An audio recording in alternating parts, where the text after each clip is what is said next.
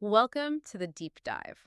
We're the show that tries to cut through the noise, get to the heart of what's really going on. Today, we're doing a deep dive into something incredibly complex, incredibly significant, the Russia-Ukraine conflict. Now, to help us navigate this, we've looked at a really rich discussion. It features an expert, someone who actually spent many years living in Russia, and they offer some, well, unique perspectives, sometimes quite surprising insights, actually. So our mission today is to help you, our listener, get past the headlines, to unpack all those layers, the history, the economics, the power dynamics, and hopefully truly understand the deeper why behind everything we're seeing. Okay, let's unpack this. Right. To really get a handle on today, you have to rewind. Back to the 1990s, right after the Soviet Union collapsed. Our sources, they describe Russia then as just extreme chaos. Wild West capitalism is a phrase that comes up a lot. You had state industries just crumbling. The whole economy basically disintegrated. And this led to this immediate desperate scramble for resources. And maybe surprisingly, it was often criminal groups who were best placed to grab control. These groups, our sources point out, were sometimes the structures that were actually better organized, even back in the Soviet era. Strange as that sounds. Wow, that's a stark picture. Very different from maybe what people imagined would happen after the fall of a superpower. What did that mean for ordinary people, the human impact? Oh, it was profound and immediate. Our sources paint a really vivid picture. Thousands of grandmothers in Moscow literally selling their last few belongings on the street just to get by. And at the same time, you had these figures described as like Chechen and Georgian mafiosi driving around in fancy limousines with escorts, visible weapons, just openly flaunting this newfound power. Politically, it was a vacuum. Huge. Oligarchs like Boris Berezovsky, they gained enormous control, even apparently over Boris Yeltsin himself, who, well, our sources describe him as being always drunk, pretty blunt. And this era also saw something called shock therapy, these rapid economic reforms pushed by Western groups like the IMF. Jeffrey Sachs was involved. Now, the intention was supposedly to shift Russia quickly to a market economy, but our sources really stressed that it controversially pushed millions of Russians into deep poverty. And that, understandably, bred this really deep resentment towards the West. Okay, so you have this backdrop, total chaos, economic collapse, social upheaval. And then our sources point to this key moment, the strategic sort of reemergence of the old KGB security services. And they seem to zero in on this relatively unknown figure to bring back order, Vladimir Putin. He'd worked under Mayor Sobchak in Leningrad, right? And our sources say these influential figures, the sort of KGB nobility, saw him as the guy, the one to, quote, restore Russia, not just economically, but ideologically, morally, too. So what did he do first? How did he consolidate power so quickly? Yeah, his rise was fast and very decisive, according to the sources. He immediately launched a new war in Chechnya, a much more intense one, really showing he wasn't afraid to use force to crush that uprising. Right. And he also went right after those powerful oligarchs, head on. Our sources mention, for instance, Gazinsky getting sent to Siberia. Berezovsky fled to England, where, he was later found dead under suspicious circumstances. Putin's bigger goal, though, seemed pretty clear from the start: restore Russia's power on the world stage. Challenge that perception, which was really strong then, that Russia was just, a puppet of America. Right, so it seems like he provided something basic that people desperately needed after that chaotic decade. Stability. From the viewpoint of ordinary Russians, what did this actually mean for their lives, and why did he get such strong support, initially at least? Exactly, that's key. Our sources explain he got huge support inside Russia because he visibly restored the state. Things started working again. Living standards improved dramatically. You actually saw a middle class emerge, people with decent salaries, access to consumer goods, things that just weren't there before. He brought back order. And in a society reeling from chaos, that's huge. Plus, this taps into a common cultural view in Russia, our sources suggest, where the state itself is seen as something almost sacred, foundational. It's also important, though, to be clear, the system Putin built is authoritarian. Definitely. But our sources make a distinction. It's not totalitarian like the old Soviet regime. There's a degree of consumer choice, some individual freedoms that simply didn't exist under communism. Our sources describe his approach as a kind of repressive tolerance. Repressive tolerance, what does that mean exactly? Well, essentially allowing a certain amount of controlled dissent, maybe even organizing his own sort of tame opposition, the idea being to prevent any real, powerful, uncontrolled movements from taking root. So you maintain control while giving an appearance of some freedom. So given that internal situation, how Russia saw the West acting in its neighborhood, well, it makes sense they were deeply suspicious, with the West called color revolutions. Georgia, Ukraine's Orange Revolution, Kyrgyzstan. Russians, as our sources detail, often saw these as Western-backed efforts at regime change. Simple as that. And their big fear was that kind of thing would eventually spill over and bring total chaos back to Russia itself. They remember the 90s. Our sources also mentioned Putin directly opposing people like George Soros, other Western efforts to, influence Russian politics. He saw it as a direct threat to Russia's interests. And he wasn't quiet about it. He gave some very explicit, very confrontational warnings, didn't he? Our sources really flag that 2007 Munich Security Conference speech. That seems like a turning point. He used incredibly blunt language, basically saying, if you take one more step towards Russia, threaten our geostrategic interests, then blood will follow. He even reportedly told Condoleezza Rice she was playing with fire. So, from the Russian perspective presented in our sources, these weren't subtle hints, they were direct warnings. Warnings that they felt the West largely ignored, and instead kept doing things Russia saw as provocations. And this, our sources argue, is a direct line to the crisis in Ukraine. And this brings up a really important, but often, let's say, sensitive historical point that some Western narratives tend to overlook. It's about certain elements within Ukrainian nationalism. Our sources discuss figures like Stepan Bandera. Now, in parts of Ukraine today, he's celebrated as a national hero, but other perspectives, including those in our sources, view him and others as, well, war criminals responsible for killing thousands of Jews and Poles during World War II. Yeah, that's a very difficult history. It is. And our sources suggest this historical lens leads some to question what they see as Western inconsistency, supporting, from this viewpoint, a very extreme form of nationalism in Ukraine, while generally advocating against nationalism elsewhere. Our material also raises the question, not stating it as fact, but raising it about the underlying motives for consistently painting Russia as the enemy, suggesting that perhaps it serves the interests of the military-industrial complex, the defense industries and the military establishment. That's a heavy point from the sources, highlighting how complex these historical narratives and alliances really are. Okay, so moving closer to the present, how do our sources trace the immediate lead-up? Starting with Maidan in 2014. Right, Maidan 2014. Our sources describe it as the overthrow of a democratically elected president, Yanukovych. And they strongly suggest there was significant Western involvement.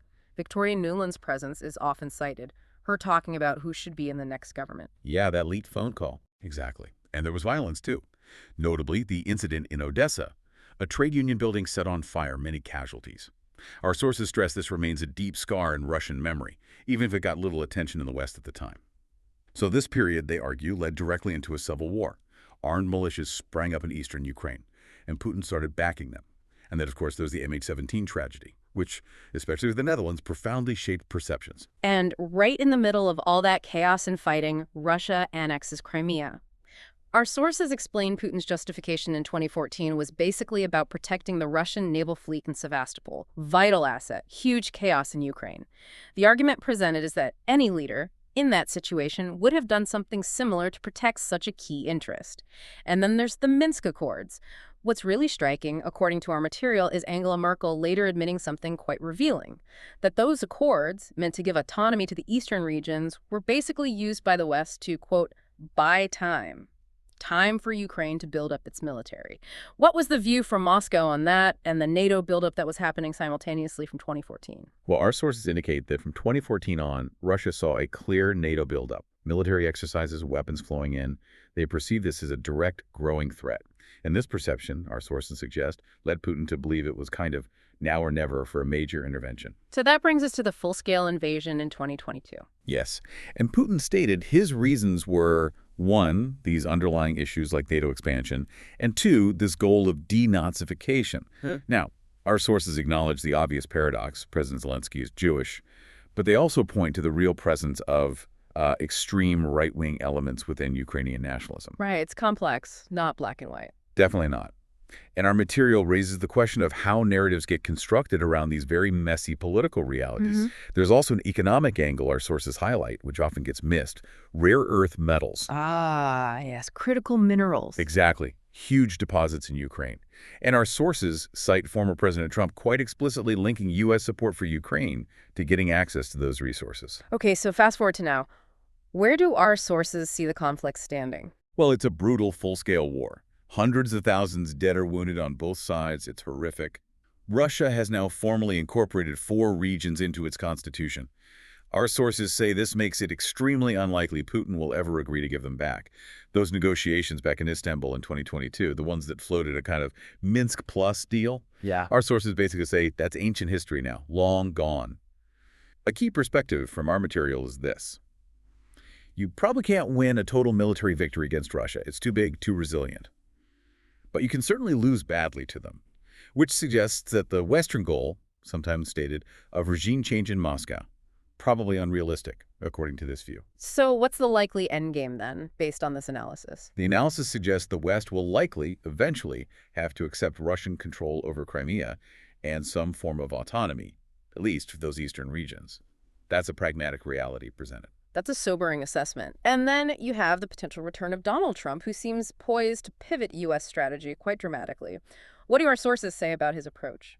Our sources explain that the Trump view is basically to end the blank check, the unconditional support for Ukraine. Why? Right. Because they see this conflict as a distraction, a drain on resources needed for the real main event, the geopolitical rivalry with China. Right. The focus shifts. Exactly.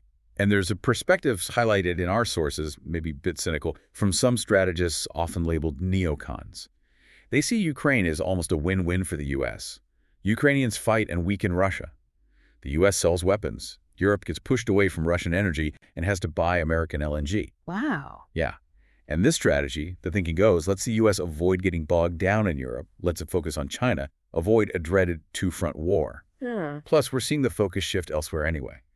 The Middle East, Israel, Iran, that's causing weapon shortages, more pressure on the U.S. to rethink its Ukraine commitment. So all this points towards Trump maybe wanting some kind of deal with Russia. That's what our sources suggest is his inclination, potentially for strategic reasons against China, and maybe also to secure access to those rare earth metals we talked about in both Russia and Ukraine.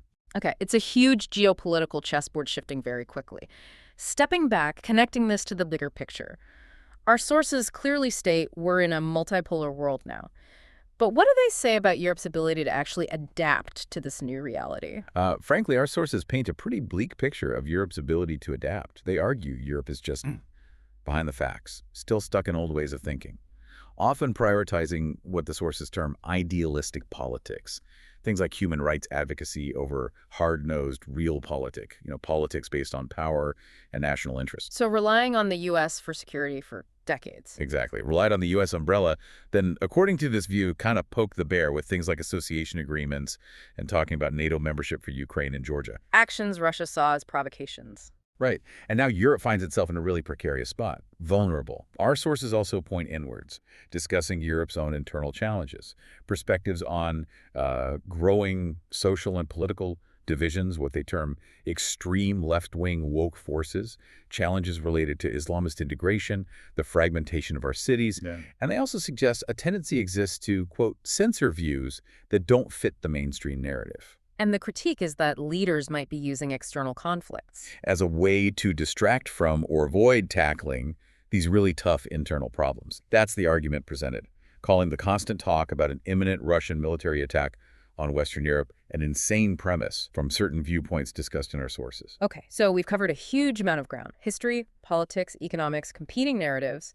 After this whole deep dive, what does this all mean for you, the listener? Well, one takeaway our sources suggest reflecting on is how all these crises and our responses to them might be revealing deeper shifts in society. They talk about how neoliberal ideas might have gradually chipped away at fundamental values like free speech, individual liberty, sometimes, ironically, done in the name of civilization and morality, and how a kind of technocracy tied up with a dominant economic system increasingly uses the idea of security as its main justification.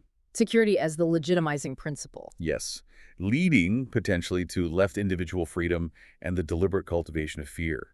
Our sources cite examples like the discourse around the COVID pandemic, the climate agenda, and of course the narrative around Russia as potential instances of this.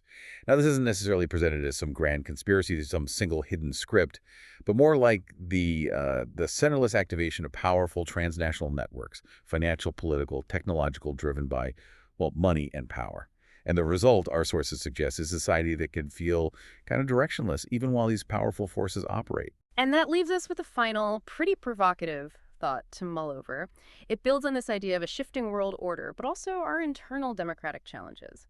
Our sources pose the question, Does the popularity of figures like Trump signal some kind of implosion of Western democracy, a growing call for a strongman, perhaps? And looking at Putin, there's the perspective offered that maybe his actions are just following the old loop of Russian history, Indishida. These cycles of opening up, followed by closing down under strong authoritarian rule. Our sources suggest many Russians, historically, actually feel more, well, at home in that kind of system, stemming perhaps from a deep historical Russian conviction held by some that they are somehow chosen, destined to guide the world. So the final thought for you is, what does that historical pattern in Russia, combined with our own internal debates and struggles in the West, truly mean for the future? For democratic values, for the global order? Something to think about. Thank you for joining us on this deep dive.